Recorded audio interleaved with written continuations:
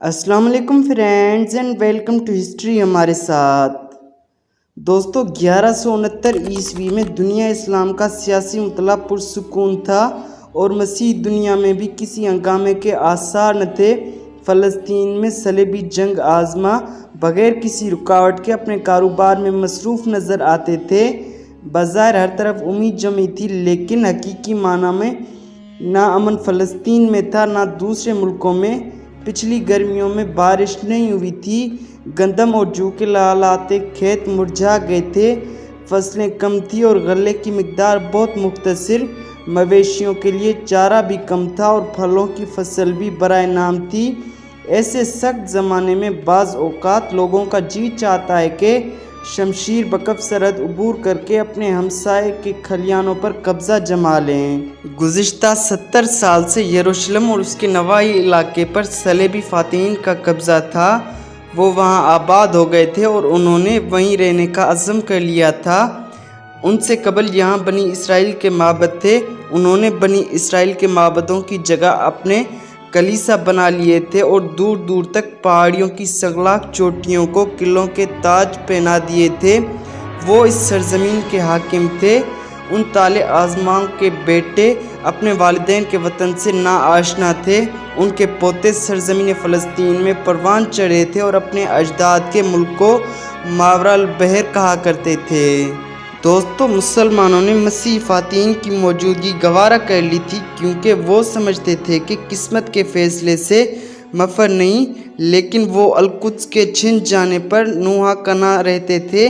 وہ منتظر تھے کہ کب قسمت یاوری کرے اور وہ یروشلم پر دوبارہ اسلامی پرچم لہرا دیں، لیکن فی الحال وہ سرحد کے پار اپنے روزمرہ کے کاموں میں مگن تھے۔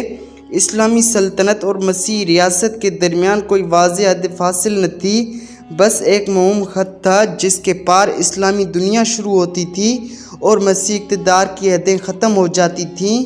مقبرہ مسیح کے بلند میناروں پر ایستادہ محافظوں کی نظریں یروشلم کی سلیٹی چھتوں اور شہر پناہ کے مورچوں پر سے گزر کر دریائے اردن کی کھائی پر پھیلی ہوئی دھند اور کوہ ماب کی نیلگوں چوٹیوں پر سے سرحدوں کا جائزہ لیتی رہتی تھیں۔ اس سرحد سے پرے دنیا اسلام آباد ہے۔ اگر کوئی راہبوں اور زائروں کے ہمراہ چٹانوں اور مٹی کے تودوں کی ویرانیوں کو طے کرتا ہوا دریائے اردن کے کنارے پہنچ جائے تو دریا کے کناروں پر اگے ہوئے سرکنڈوں اور گدلے پانی کے پار کہیں کہیں پست مینار دکھائی دیں گے، جن کے گرد گھوڑوں کے استبل ہیں، اور شاید کہیں قریبی زیتون کے درختوں کے جھنڈ میں مسلح آدمی بھی نظر آ جائیں۔ اگر کوئی دریا کو مینار کے مقابل والے گھاٹ سے پار کر کے تھوڑی دور مشرق کی طرف جائے تو وہ بدوؤں کے دھاری دار سیاہ خیموں تک پہنچ جائے، جہاں ان کی عورتیں، بچے اور بھیڑیں ہوں گی۔ اس سے شب باشی کے لیے خانقاہ یا سرائے کی آسودگی میسر نہ ہوگی، بلکہ ناہموار پتھروں کی چار دیواری میں جس کے گرد زقوم کی خاردار جھاڑیاں اگی ہوں گی رات بسر کرنی پڑے گی، اور سرحد کا کوئی ٹھوس نشان اسے کہیں نہ ملے گا۔ دوستو اگرچہ یہ سرحد غیر مرئی تھی، لیکن تھی قائم و استوار، اور دو انسانی گروہوں کے درمیان ایک حد فاصل یہ عیسائیوں اور مسلمانوں کو ایک دوسرے سے جدا کرتی تھی۔ یہ صلیبی سپاہیوں کو غازیان اسلام سے علیحدہ رکھتی تھی۔ کوئی عیسائی اس سرحد کو پار کرے تو عیسائیت سے انحراف کا مجرم ٹھہرے گا، اور اگر کوئی مسلمان یہ جسارت کرے تو مرتد ہو جائے، اور دونوں فریقوں میں سے کسی کو بھی ارتداد کا گناہ گوارا نہ تھا۔ 12ویں صدی عیسوی کے لوگ ایمان کی قوت سے زندہ رہتے تھے۔ عیسائیوں کی نظروں میں صلیب ایک ازلی صداقت کا زندہ نشان تھی۔ وہ خداوند تعالیٰ کے منظور نظر تھے اور آقا و مولا یسوع مسیح کی پیروی کرنے ہی میں ان کی فلاح تھی۔ وہ کوئی اور راہ کیوں کر اختیار کرتے؟ مسلمانوں کی نظروں میں عیسائی اہل کتاب اور حضرت عیسیٰ مسیح خدا کے منتخب کیے گئے پیغمبر تھے، لیکن مسلمان اللہ وحدہ لا شریک اور حضرت محمد صلی اللہ علیہ وآلہ وسلم پر ایمان رکھتے تھے۔ یوم حساب کو جب ہر نفس اپنے اعمال کے لیے جواب دہ ہوگا، اس وقت ایمان والے جنت میں جائیں گے اور بدعمال لوگ فراموش کر دیے جائیں گے، اور مسلمانوں کو پکا یقین تھا کہ اس راہ کے سوا افلاح کی کوئی اور راہ نہیں ہے۔ دوستو، مسلمانوں اور عیسائیوں کے درمیان اختلافات کی خلیج اتنی گہری اور وسیع تھی کہ اسے کسی طریقے سے پر نہیں کیا جا سکتا تھا، لیکن پھر بھی وہ امن اور چین سے ایک دوسرے کے دوش بدوش رہ سکتے تھے، جیسے کہ گزشتہ کئی صدیوں سے ایک ساتھ رہ رہے تھے۔ صلیبی فاتحین نے یروشلم پر اپنا پرچم گاڑ دیا تھا اور وہاں آباد ہونے کا پکا ارادہ کر لیا تھا تاکہ وہ باغ جیشمانی اور صلیب گاہ کیلویری کی حفاظت کر سکیں، جس کے اوپر انہوں نے اپنے مقدس کلیسا تعمیر کر لیے تھے۔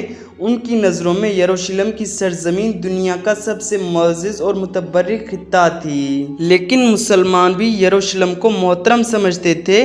وہ اسے القدس کے نام سے موسوم کرتے تھے۔ صرف مکہ اور مدینہ کی عظمت القدس سے زیادہ تھی۔ ان کے پیغمبر محمد کا گھر مکہ میں تھا، اور جب رسول خدا نے مکہ سے مدینہ کو ہجرت کی تو اس سے مسلمانوں میں سن ہجری کا آغاز ہوا۔ مسلمانوں کا خیال تھا کہ پیغمبر اسلام القدس سے براق پر سوار ہو کر معراج کے لیے تشریف لے گئے تھے۔ اب عیسائی فاتحین نے مقام الصخرہ پر سنگ مرمر کی قربان گاہ تعمیر کر کے اس عمارت کے گنبد پر صلیب گاہ کا نشان نصب کر دیا تھا، اور اب مسلمانوں کو کتاب تقدیر کے ورق الٹنے کا انتظار تھا۔ لیکن اس بات کا احساس نہ مسلمانوں کو تھا نہ عیسائیوں کو کہ 1169 کے واقعات اس طویل سیاسی بحران کا فیصلہ کرنے والے ہیں، جس کا سرزمین فلسطین کئی برس سے شکار ہے، اور انقلاب کا طوفان غیر مرئی طور پر آہستہ آہستہ دنیا اسلام کے بطن میں پرورش پا رہا تھا۔